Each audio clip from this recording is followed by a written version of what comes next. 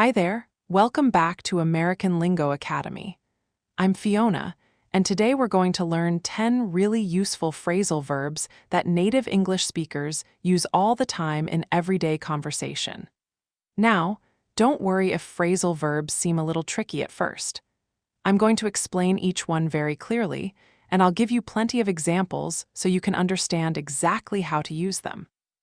These phrasal verbs will help you sound more natural when you speak English, and they'll also help you understand what other people are saying. So get comfortable, maybe grab a cup of coffee or tea, and let's get started with our first phrasal verb. Number 1, fall under. This phrasal verb means to be included in a particular category or group, or to be controlled or managed by a certain person or organization. When something falls under a category, it belongs to that group. When something falls under someone's responsibility, that person is in charge of it. We use this phrase a lot when we're talking about rules, departments at work, or different types of things that need to be organized into groups. For example, imagine you're at work and you're not sure which manager is responsible for handling customer complaints.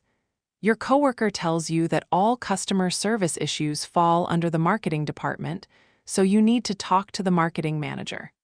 This means the marketing department is responsible for those issues. They're in charge of anything related to customer complaints and feedback. Here's another one. Let's say you're organizing your expenses for tax season, and you're trying to figure out where to put the money you spent on office supplies. Your accountant explains that office supplies fall under business expenses, so you can deduct them from your taxes. This means office supplies belong to the category of business expenses. They're part of that group, and that's why you can claim them on your tax forms. Number 2, farm out.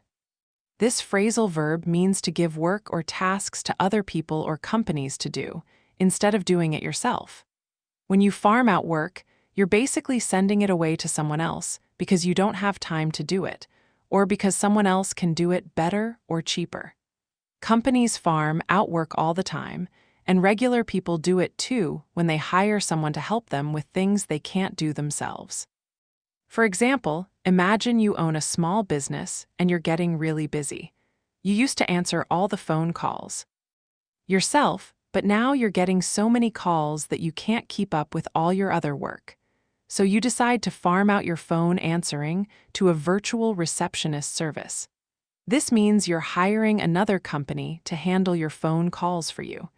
They'll answer the calls while you focus on other important parts of your business. Here's another one. Let's say you're a freelance writer and you just got a huge project that includes writing articles and also designing graphics. You're great at writing, but you're not very good at graphic design. So you decide to farm out the design work to a professional graphic designer. This means you're giving that part of the project to someone else who has better skills in that area. You'll do the writing yourself, and the designer will create all the visual elements. Number 3, fart about. Now, this is a very informal, casual phrasal verb that British people use more than Americans, but you'll still hear it sometimes. It means to waste time doing unimportant things or doing nothing productive. When someone is farting about, they're just messing around and not really accomplishing anything useful. It's similar to saying someone is fooling around or being lazy. This is definitely a casual expression, so you wouldn't use it in formal or professional situations. For example, imagine it's Saturday morning and you told yourself you were going to clean your whole house today.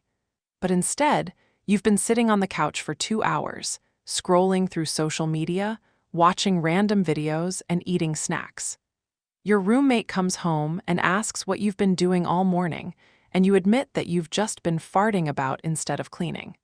This means you've been wasting time and not doing the productive things you plan to do. Here's another one. Let's say your teenage son is supposed to be doing his homework, but when you check on him, he's playing video games, texting his friends, and reorganizing his bookshelf, anything except actually studying. You tell him to stop farting about and get his homework done before dinner. This means you want him to stop wasting time on unimportant things and focus on what he's supposed to be doing. Number 4, fart around. This phrasal verb is very similar to fart about. It also means to waste time or behave in a silly, unproductive way. When someone is farting around, they're not taking things seriously and they're not getting anything done.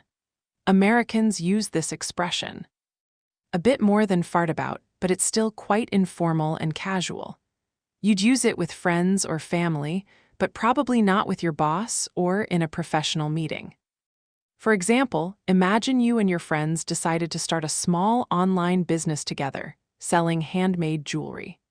You've had several meetings, but every time you get together, everyone just ends up talking about other things, telling jokes, and looking at funny pictures on their phones.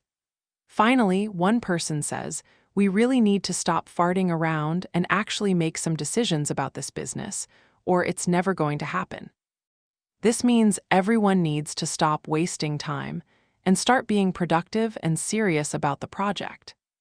Here's another one. Let's say you're trying to fix a leaky faucet in your bathroom, but you don't really know what you're doing. You've been in there for an hour, and you've tried different tools and looked at the pipes from different angles, but you haven't really made any progress. Your partner asks how it's going, and you say, "Honestly, I've just been farting around with these tools, and I think we should probably call a plumber." This means you've been messing around without really knowing what to do, and you're not making real progress on fixing the problem. Now, before we continue with more phrasal verbs, I want to ask you a small favor. If you're enjoying this lesson and finding these explanations helpful, please take a second to hit that like button and subscribe to our channel. We upload new videos every single day to help you improve your English, and your support really means a lot to us. Subscribing is free, and it helps us reach more English learners just like you. Plus, you'll never miss a lesson. Okay, thank you so much, and let's continue with our next phrasal verb. Number 5, fasten down. This phrasal verb means to secure something firmly in place so it won't move or blow away. When you fasten something down, you're making sure it stays where it is, usually by tying it, nailing it, or using some kind of clasp or lock. People often fasten things down when they're worried about wind, movement, or anything that might cause something to shift or fall. For example, imagine you're going on a road trip and you're putting luggage and camping equipment on the roof rack of your car. Before you start driving, you need to make sure everything is secure, so you use strong straps to fasten down all the bags and equipment to the roof. This means you're tying everything securely so it won't fly off while you're driving down the highway. You want to make absolutely sure nothing moves or falls during the trip. Here's another one. Let's say you live in an area where there are sometimes strong storms with heavy winds. You have some patio furniture outside, and the weather forecast says a big storm is coming tonight. So you go outside and fasten down all your outdoor furniture with bungee cords and heavy weights. This means you're securing everything so the wind won't blow your furniture around or damage it. You want to protect your things from the storm. Number 6, fasten on. This phrasal verb means to attach something to another thing, usually by using buttons, clips, straps, or some other fastening method. When you fasten something on, you're connecting it to something else so it stays in place. It can also mean to focus your attention very strongly on something or someone, almost like you're mentally attaching yourself to that idea or person. For example, imagine you bought a new patch or pin that shows your favorite band's logo, and you want to wear it on your jacket. You get a needle and thread and carefully fasten on the patch to the front of your jacket. This means you're sewing it onto the jacket so it stays there permanently. Now, whenever you wear that jacket, everyone will see your cool patch showing your favorite band. Here's another one. Let's say you're in a business meeting and someone mentions a new marketing idea that could really help your company grow. You immediately become very interested and you start asking lots of questions about this idea. You want to know all the details, how it works, how much it costs, and how quickly you can start. Your colleague notices how interested you are and says, "I can see you've really fastened on to this concept." This means you've focused all your attention on this idea, and you're really excited about it. Number 7, fasten onto. This phrasal verb is very similar to fasten on, and in many cases they can be used the same way. Fasten onto means to take hold of something or someone, either physically by grabbing or attaching to them, or mentally by focusing on an idea or opportunity. When you fasten onto something, you're connecting with it strongly and not letting go. This phrase often suggests that you're recognizing something important or valuable and you're making sure to keep it. For example, imagine you're at a crowded concert and you're trying to stay with your friend so you don't get separated in the crowd. There are so many people pushing and moving around, and you're worried you might lose each other. So you reach out and fasten onto your friend's arm, holding it tightly as you both move through the crowd. This means you're grabbing your friend's arm and holding on so you stay together. You don't want to let go because you might not find each other again in all those people. Here's another one. Let's say you're listening to a podcast about starting your own business, and the speaker mentions a really useful tip about how to find customers using social media. This tip is exactly what you've been looking for, and you immediately think this could help your business idea succeed. You fastened onto that advice right away, and as soon as the podcast ended, you started implementing that strategy. This means you recognized the value of that advice immediately and you focused on it, making it part of your plan. Number 8, fasten up. This phrasal verb means to close or secure something by using buttons, a zipper, straps, or any other fastening method. When you fasten something up, you're making sure it's closed properly and won't come open. We use this all the time when we're talking about clothing, bags, boxes, or anything else that needs to be closed or secured. For example, imagine it's a cold winter morning and your young daughter is getting ready to go to school. She's wearing her warm winter coat, but she's running around the house playing and she hasn't closed her coat yet. You call her over and say, "Come here, sweetie, let me fasten up your coat before you go outside." This means you're going to zip up or button her coat so she'll be warm and protected from the cold weather. You want to make sure she's properly dressed before she leaves the house. Here's another one. Let's say you're moving to a new apartment and you've packed all your books into cardboard boxes. You want to make sure the boxes are secure so the books don't fall out when you carry them. So you use strong packing tape to fasten up each box, putting several strips of tape across the top to keep it closed. This means you're sealing the boxes so they stay shut during the move. You don't want any boxes opening accidentally and spilling books everywhere. Number 9, fathom out. This phrasal verb means to understand something or figure something out, especially when it's difficult, confusing, or complicated. When you fathom something out, you're using your mind to solve a problem or understand a situation that wasn't clear at first. This phrase suggests that whatever you're trying to understand requires some real thinking and effort. It's not immediately obvious, so you need to work on it mentally. For example, imagine your computer has been acting really strange lately. It's running very slowly, some programs won't open properly, and sometimes it shuts down by itself for no reason. You're not a computer expert, but you really want to fix it yourself instead of paying for repairs. So you spend several hours reading articles online, checking different settings, and running diagnostic tests. Finally, you fathom out that the problem is caused by too many programs running in the background, and once you disable some of them, your computer works perfectly again. This means you figured out the cause of the problem through careful investigation and thinking. Here's another one. Let's say your friend has been acting really weird around you for the past few weeks. She's been quiet when you talk to her, she's been avoiding your phone calls, and she seems uncomfortable when you're together. You're confused and worried because you don't know what's wrong. You keep thinking about all your recent interactions, trying to remember if you said or did something that might have upset her. After thinking about it for a while, you finally fathom out that she's probably upset because you forgot her birthday last month. This means you figured out the reason for her behavior by thinking carefully about the situation. Number 10, fatten up. This phrasal verb means to make someone or something gain weight and become larger or heavier, usually by feeding them more food. When you fatten something up, you're deliberately trying to increase its size by providing lots of nutrition.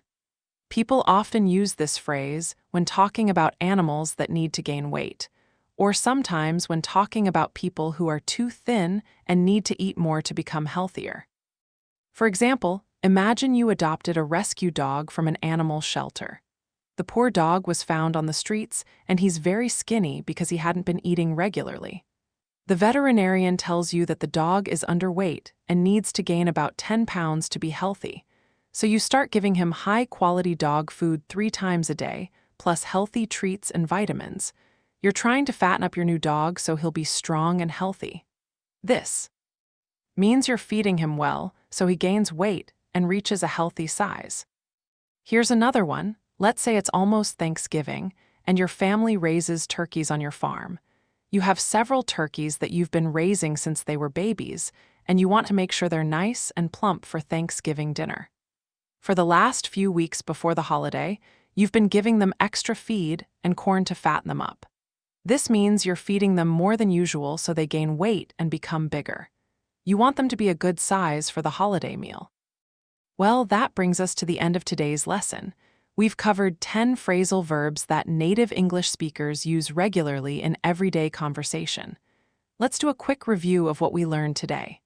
We talked about fall under, which means to be included in a category or controlled by someone. We learned farm out, which means to give work to other people to do. We covered fart about and fart around, which are informal ways to say someone is wasting time. We discussed fasten down, fasten on, fasten onto, and fasten up, which all relate to securing or attaching things. We learned fathom out, which means to figure something out or understand something difficult. And finally, we talked about fatten up, which means to make someone or something gain weight. I really hope these explanations and examples helped you understand how to use these phrasal verbs in your own English conversations. Remember, the best way to learn phrasal verbs is to practice using them. Try to use 1 or 2 of these phrasal verbs this week when you're speaking English or writing in English. The more you practice, the more natural they'll become. Thank you so much for watching today's lesson. If you haven't already, please don't forget to hit that like button and subscribe to our channel. We upload new videos every single day with English lessons, phrasal verbs, idioms, pronunciation tips, and so much more. Your support helps us create more content to help English learners around the world. And if you have any questions about today's phrasal verbs, or if you want to share your own example sentences, please leave a comment below. I love reading your comments and seeing how you're using what you've learned. Keep practicing your English, stay confident, and remember that every day you practice, you're getting better and better. I'll see you in the next video. Until then, take care and happy learning.